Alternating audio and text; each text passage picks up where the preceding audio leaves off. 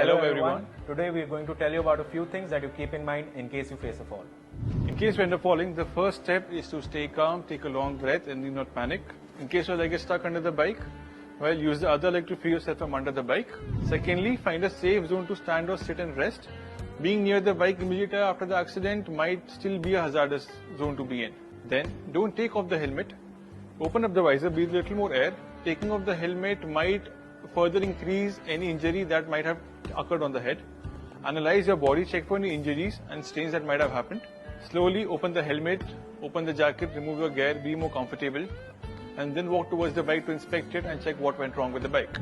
So after you've inspected yourself for any injuries, now it's your time to inspect the bike. First thing is to turn the key off. Just killing the kill switch won't make it happen because many electronics are still on even if the key is on and the kill switch is off. So first thing, to turn the key off. So once you have inspected the crucial points for any damages, now it's your time to start the bike and check for any leakages. The leakages can be around the radiator, that would be a coolant leak. Another leakage area would be beneath the engine. Maybe your engine has taken a sudden impact or a heavy impact and the engine oil is leaking. So all these items are to be checked before you roll on the bike towards the next safe spot.